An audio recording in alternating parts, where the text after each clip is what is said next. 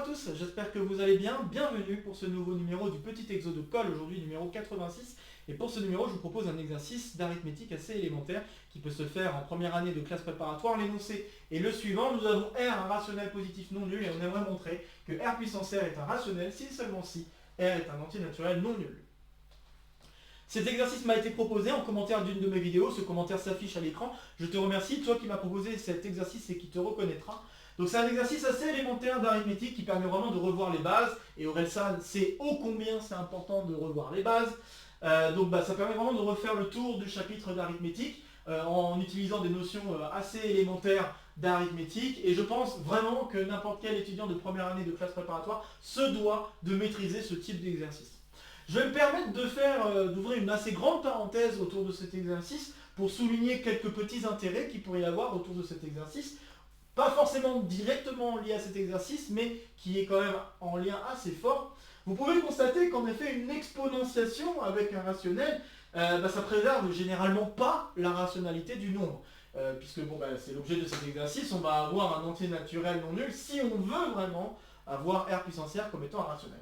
Et ceci peut nous permettre de construire une injection, alors à condition qu'on se restreigne à un bon domaine, je ne vais pas rentrer dans les détails, mais si on se restreint à un bon domaine, on pourrait construire une injection des rationnels vers les irrationnels qui à R associe R puissance R.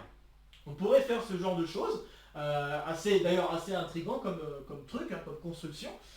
Toutefois, bien sûr, cette injection ne sera jamais une bijection, étant donné que R n'est pas dénombrable. Je rappelle qu'un ensemble est dit dénombrable si on peut faire une bijection des entiers naturels vers l'ensemble en question. Et donc, un théorème de Cantor nous permet de dire que R n'est pas dénombrable. Or, Q est dénombrable. Ça, c'est aussi un résultat assez important à connaître autour de cette notion. Donc, Q est dénombrable. Et dire qu'il y aurait bijection entre les rationnels et les irrationnels permettrait de dire que les irrationnels sont aussi dénombrables. Et par union d'ensembles dénombrables, on devrait conclure que R est également dénombrable. Or, voilà, ça contredirait le théorème de Cantor. Donc R n'est pas dénombrable, ça signifie alors qu'on n'aura aucune chance d'avoir une bijection des rationnels vers les irrationnels. Donc ça c'est important. Il y a plein d'autres raisons qui permettent de justifier pourquoi on n'a pas de bijection. On pourrait invoquer les mesures de Lebesgue par exemple, ou des choses comme ça. Mais ici, voilà, je voulais vous donner une conséquence assez simple liée à cet exercice. Un autre truc sur lequel on pourrait aussi insister, qui permet aussi de montrer qu'on n'aura jamais une bijection, c'est qu'en fait R puissance R, si je prends R un rationnel, ça sera toujours un nombre algébrique. Alors permettez-moi de rappeler ce que ça veut dire avoir un nombre algébrique sur Q. Donc on dit que alpha est un nombre algébrique sur Q, donc sur les rationnels, si et seulement si il existe un polynôme à coefficient rationnel tel que ce polynôme en alpha vaut 0. On a déjà eu l'occasion de rencontrer les nombres algébriques sur Q, c'était l'objet d'un exo de colle d'ailleurs, exo de colle que je vais mettre en référence, un exo de colle qui avait pour but de montrer que l'ensemble des nombres algébriques sur Q forment un corps, un sous-corps de l'ensemble des nombres complexes. Donc pour donner juste rapidement des exemples de nombres algébriques, vous avez bien sûr racine de 2, vous avez i qui est un nombre algébrique sur Q, puisque ça va être la racine de x carré plus 1, etc. etc. Je ne vais pas en donner d'autres, mais donc ça ce sont des nombres algébriques, et R puissance R est un nombre algébrique, c'est pas très dur de le démontrer. En effet, si je prends R, un rationnel, positif non nul, ce rationnel je peux l'écrire comme une division de deux entiers qu'on peut supposer premiers entre eux si on veut. Mais même sans supposer qu'ils sont premiers entre eux, on peut s'en sortir, il n'y a aucun problème avec ça. Donc si j'écris R de cette manière-là, on peut considérer alors le polynôme x puissance m moins R, donc m sur m à la puissance m. Si je considère ce polynôme-là, on peut vérifier qu'en effet R puissance R va annuler ce polynôme qui est ici à coefficient rationnel sans aucun problème. Ça permet donc bien de conclure que R puissance R est un nombre algébrique sur Q. Or, dans les irrationnels, il y a beaucoup de nombres qui ne sont pas algébriques. Alors ça me permet aussi d'introduire un autre mot de vocabulaire mathématique usuel. On dit qu'un nombre est transcendant s'il n'est pas algébrique. Il ne faut juste pas que je me plante sur l'écriture de transcendant. Donc transcendant, c'est en fait le contraire de algébrique. Le contraire d'algébrique sur Q. va l'écrire comme ça. Donc un nombre transcendant, c'est le contraire d'un nombre algébrique, donc ça veut dire qu'il n'y a aucun polynôme à coefficient rationnel qui annule le nombre qu'on aurait choisi. On a aussi déjà eu l'occasion de rencontrer des nombres transcendants, on en a déjà parlé un petit peu. On n'a pas forcément démontré des résultats de transcendance, car c'est un résultat quand même très très fort, hein, la question de montrer qu'un nombre est transcendant. Donc il y a plein de résultats autour de la transcendance, enfin plein, un certain nombre, je ne vais pas dire plein parce que c'est pas vrai, mais il y a quand même un certain nombre de résultats assez intéressants, donc notamment un théorème de Lindemann,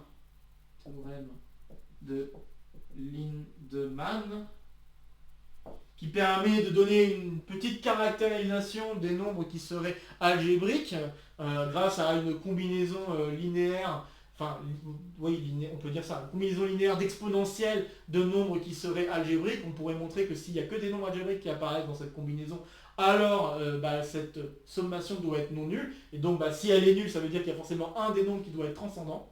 Donc ça fait partie des conséquences du théorème de Lindemann. Mais il y a aussi un autre théorème qui est plus en lien avec notre exercice, qui s'appelle le théorème de Gelfond-Schneider.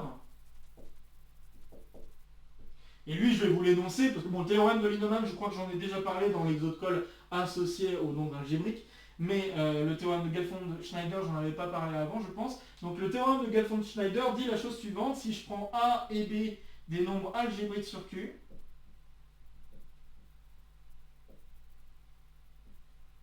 ok, donc si je prends A et B des nombres algébriques sur Q, si je prends A différent de 0 ou 1, et si je prends B irrationnel, alors bien sûr A et B sont des nombres positifs, hein, je vous rassure. Donc si je fais ce genre de choses, alors on peut démontrer que A puissance B est un nombre transcendant. Donc, ça implique que A puissance B est transcendant.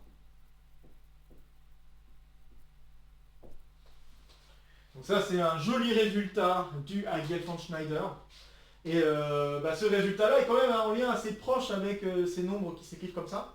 Donc il y a pas mal de petites conséquences, notamment par exemple que racine de 2 à la puissance racine de 2, ça fait partie des petites questions que parfois les gens peuvent se poser en théorie des nombres. Racine de 2, puissance racine de 2, est-ce que ça c'est un irrationnel? Et éventuellement est-ce que c'est plus que ça? Grâce à ce théorème, on peut affirmer que racine de 2 à la puissance racine de 2 est un nombre transcendant. Et donc en fait on a une très très grande famille de nombres transcendants que l'on peut construire, hein. Vous pouvez constater que les conditions pour que A puissance B soit transcendant, c'est pas grand chose. Il faut des nombres algébriques certes, donc des nombres algébriques ça veut dire des racines de polynômes à coefficient rationnel. Il faut que B soit non rationnel et que A juste différent de 0 ou 1. À ces conditions qui sont pas si strictes que ça, on peut en effet construire une grosse famille de nombres transcendants. Donc voilà, je suis parti assez loin à partir de cet énoncé d'exercice, mais je voulais vous montrer un petit peu des choses qui étaient en lien avec ce résultat qu'on va démontrer. Et puis voilà, j'espère que ça vous a plu et que ça vous a permis d'alimenter un peu votre culture mathématique. Donc voilà, comme d'habitude, je vous invite maintenant à faire une pause sur la vidéo pour essayer de résoudre l'exercice, c'est-à-dire de montrer que R puissance R est un rationnel si et seulement si R est un entier naturel non nul, par vous-même, avant que je ne vous propose une résolution. Donc n'hésitez pas à faire une pause dès maintenant pour essayer de le faire avant que je dise quoi que ce soit. Ok, j'espère que vous aurez essayé, c'est pas un exercice difficile. Hein. Vraiment pas, mais il faut juste savoir quoi utiliser pour démontrer, pour avancer. Donc je vais par contre énoncer un petit lemme que je vais utiliser, je ne vais pas le démontrer, il n'est pas dur à démontrer. Je vais dire rapidement à l'oral comment on le démontre, mais je ne vais pas le démontrer, je vous inviterai à le faire par vous-même. C'est un petit lemme technique qui est le suivant. Si je prends P un nombre, donc soit P un nombre, je vais peut-être le réécrire, soit P un nombre premier, L un entier naturel non nul.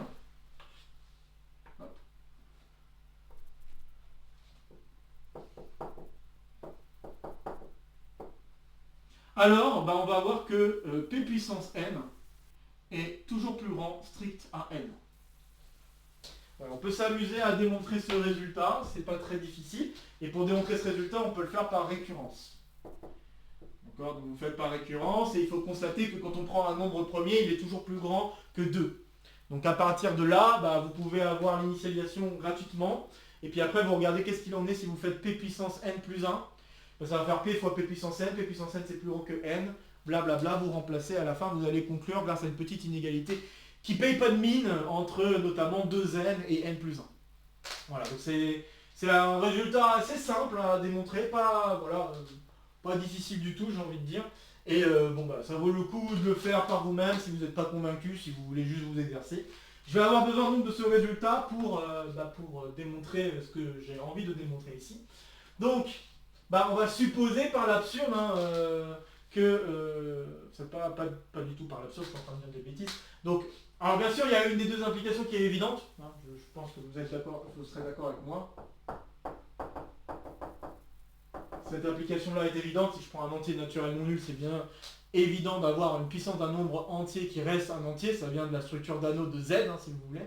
Donc il n'y a aucun problème avec ça. Donc dans l'autre sens, alors je disais preuve par l'absurde, mais pas tout à fait, hein, c'est pas vraiment une preuve par l'absurde. Mais ce que je vais faire, c'est que je vais juste carrément expliciter l'écriture de R, et en plus de ça, l'écriture de R puissance R. Okay, donc soit R égale N sur M, un rationnel, positif non nul. Donc ici, ça me permet de pouvoir supposer que N est positif, M est positif strict, et je veux que N et M soient premiers entre eux. Bon, je pense que j'ai quand même une certaine... je vais avoir vraiment besoin de cette question de premier entre eux ici. Pas comme pour montrer que le nombre était algébrique. Donc j'ai ça, très bien. Et puis bah, R puissance R, je suppose qu'il est rationnel. Donc supposons que R puissance R est rationnel. Dire ça, ça veut dire que R puissance R, on peut s'écrire A sur B. Encore une fois, R puissance R, bon là je suis en train de faire la puissance d'un nombre positif avec un autre nombre positif. Donc ça, je sais déjà que c'est positif, pas de problème. Et donc ici, bah, encore une fois, je peux supposer que A est supérieur à ou égal à 0, B est supérieur strict, et puis à 0, et puis enfin que A et B sont premiers entre eux. Bon, bien sûr, si n égale 0, les choses deviennent évidentes, et puis 0, ça veut dire que r égale 0, c'est un entier. Donc je vais me permettre tout de suite de dire que je vais travailler avec des entiers strictement positifs. Comme ça, bon voilà, ça permet de se restreindre un petit peu. Donc maintenant, si j'écris l'égalité que l'on a, on va pouvoir écrire la chose suivante. N sur m à la puissance n sur m, ben, ça va être égal à A sur B. Et ce que je vais faire, c'est que je vais manipuler un peu cette égalité pour me ramener à une égalité un petit peu plus arithmétique, c'est-à-dire une égalité qui fait intervenir vraiment que des entiers. Là, ici, je n'ai pas forcément affaire à des entiers, j'ai affaire qu'à des rationnels. Donc pour faire ça, je vais mettre à la puissance m, et puis ensuite je vais faire une espèce de produit en croix, si vous voulez. Donc ce que je vais pouvoir écrire, c'est que ça, c'est équivalent à n à la puissance n sur m à la puissance n, pardon. Et ça, je veux que ce soit égal à A puissance m sur B puissance m. Et donc là, petit produit en croix, si vous voulez avoir égalité entre les fractions, il faut avoir l'égalité suivante. B puissance m fois n puissance n. On veut que ce soit égal à A puissance m puissance n.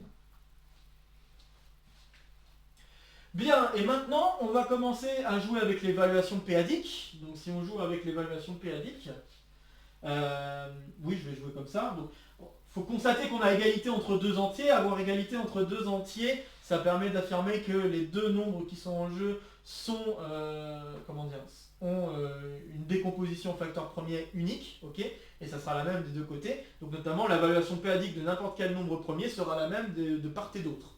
Donc si je prends maintenant P, un nombre premier. Alors bien sûr, c'est pas la seule manière de s'en sortir. On peut d'ores et déjà utiliser le fait que certains nombres sont premiers entre eux. Je ne vais pas le faire ici, je vais utiliser l'évaluation p-adique parce que je pense que ça me permet d'avoir une résolution plus claire encore que faire des manipulations, comme là j'ai dit, de voir que c'est premier avec telle autre valeur.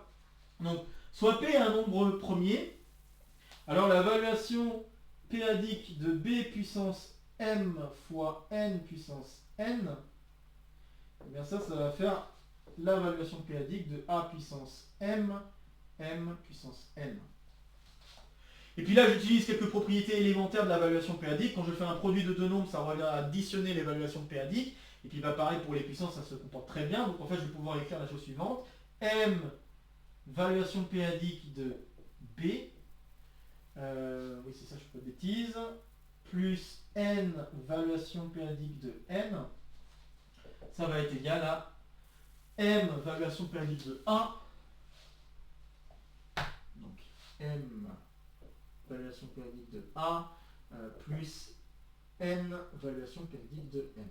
Et je vais rassembler ce qui se passe pour n, enfin là où j'ai n en facteur, et de l'autre côté là où j'ai m en facteur. Ce qui me permet d'écrire alors la chose suivante. Donc on va avoir m valuation périodique de B moins valuation périodique de A, c'est ça, est égal à n, c'est ça, n fois valuation périodique de m moins valuation périodique de n. Bien, et maintenant je vais manipuler cette égalité en supposant que la valuation périodique d'un des deux entiers est non nulle, et vous allez voir que ça va avoir des conséquences importantes. Car il y a quelque chose qu'il faut ne pas oublier, c'est que les nombres a et b sont premiers entre eux, et les nombres n et m sont premiers entre eux. Ce qui signifie que si la valuation périodique de b est non nulle, alors la valuation périodique de a est nulle. Sinon, a et b ne seraient pas premiers entre eux. Et pareil pour ce qui va se passer pour n et m. Ici, ce qui m'intéresse, c'est de montrer que R est un nombre entier naturel. Pour cela, ce qui serait bien, c'est de montrer que la valuation périodique de m ne peut pas être non nulle. Pour n'importe quel nombre premier, il va falloir que ce soit nul. Si j'arrive à montrer que la valuation périodique de m est nulle pour n'importe quel nombre premier, alors ça veut dire que m n'a pas d'autre choix d'être égal à 1. Et ça me permettra de conclure. Donc c'est ce que je vais faire ici. Je vais montrer que Vp de m se doit d'être nul, et pour cela, là je vais faire une... donc j'ai quand même un moment à raisonnement par l'absurde, c'est bien ce que je me disais. Donc le raisonnement par l'absurde, il est là. Je vais supposer que Vp de m est non nul. Si Vp de m est non nul, qu'est-ce que ça va impliquer? Si on regarde d'un petit peu plus près, ça va impliquer alors que Vp de m est nul, donc Vp de m est nul. Et de l'autre côté, comme ça doit être un produit positif, puisque là ici on va avoir n fois Vp de m, donc comme n fois Vp de m, ça c'est positif, strict, et que ça doit être égal donc à m Vp de b moins Vp de a, on va pas avoir d'autre choix que Vp de b non nul.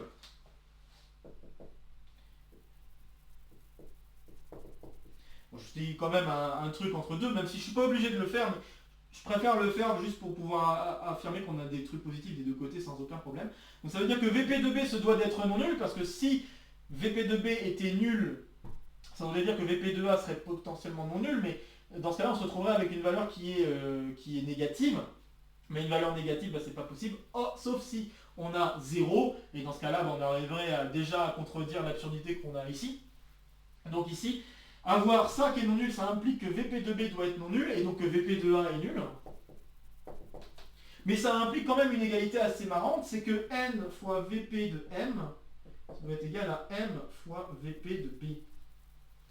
Or, m et n sont premiers entre eux. Et vous voyez que m divise n fois la valuation périodique de m. Donc ça veut dire quoi? Ça veut dire que m va devoir diviser la valuation périodique de m. Donc ça c'est petit lemme de Gauss, de divisibilité de Gauss. Ce petit lemme me permet de dire alors qu'on va avoir Vp de m qui va devoir s'écrire m fois k. Donc j'ai forcément ça qui doit intervenir. Très bien.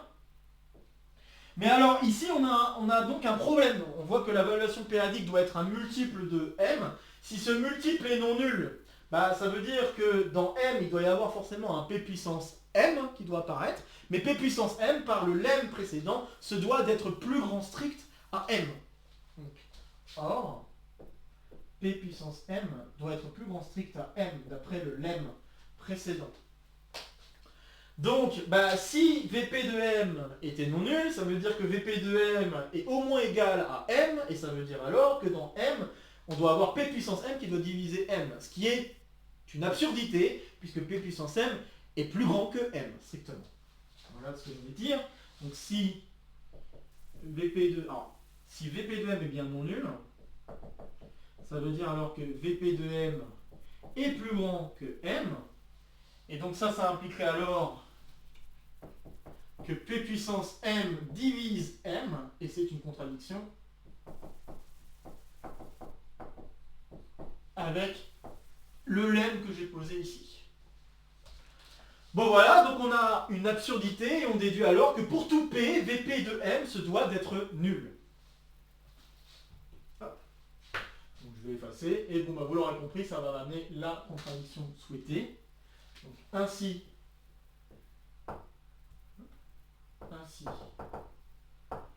VP de M égale 0 tout P, ce qui va impliquer que M doit être égal à 1, puisque ça doit être un entier non nul. Si M est égal à 1, bah ça veut dire que R est bien un entier naturel non nul. Donc, R est égal à M, qui est ici un entier naturel non nul. Puisqu'on avait affaire à un rationnel non nul. Et voilà, bah j'ai terminé. Je peux conclure.